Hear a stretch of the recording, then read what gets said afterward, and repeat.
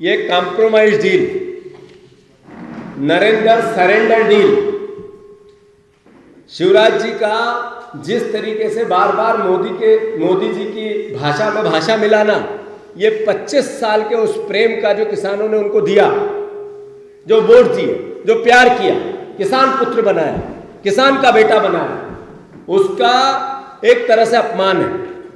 शिवराज जी, मैं फिर से आपसे आग्रह कर रहा हूं, कांग्रेस पार्टी आपसे विनम्र प्रार्थना कर रही है, थोड़ा जमीर जगाओ आपका।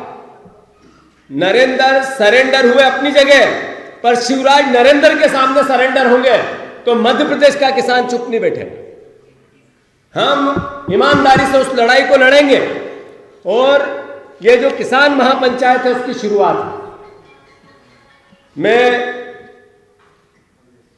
अनुरोध करना चाहता हूं मध्य प्रदेश के किसान भाइयों से, मध्य प्रदेश निवासियों से, हम विपक्ष में, हमारा दायित्व है, हम निभा रहे हैं, ईमानदारी से मेहनत कर रहे हैं, आपकी आवाज उठा रहे हैं, आपके लिए दिन रात एक कर रहे हैं। जब किसान की बात आती है तो कोई पार्टी की बात नहीं आती, कोई विचार की बात नहीं आती है, देश की बात आती है। किसान और देश का सैनिक एक जगह पे देश की रक्षा के लिए शहादत देता है, एक सैनिक, वैसे ही किसान देश के पेट भरने के लिए अन्नदाता के रूप में अपनी फांसी लगा लगा के किसान खेती में उपज उगाता है। तो इसके लिए हम शुरुआत करेंगे विदिशा से, बुधनी से, किसान संवाद पद यात्रा के रूप में, किसान संवाद चौपाल के रूप में। मैं अनुरोध करना चाहता हूं शिवराज जी, जमीर जगाओ, अन्यथा कांग्रेस चुप नहीं बैठेगी। देखिए, राहुल गांधी जी के बारे में कुछ भी कहेंगे तो कांग्रेस के नेता नाराज हो जाएंगे, पर हम भगवान से प्रार्थना करते हैं कि राहुल गांधी जी स्वस्थ रहें, इसी तरह देश और विदेश में घूमकर मस्त रहें।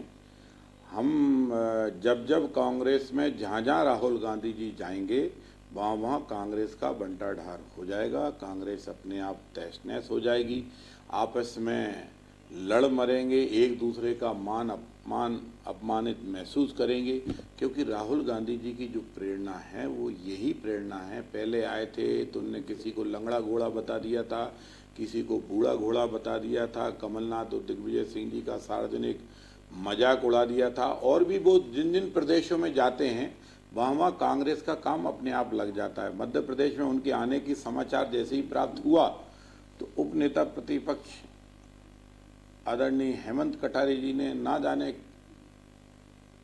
कांग्रेस में कौन सा विस्फोट हुआ, उनने भी त्यागपत्र दे दिया। अब ये इस समय कांग्रेस संकट में है, परेशानी में है, पर हम राहुल गांधी जी को शुभकामनाएं देते हैं।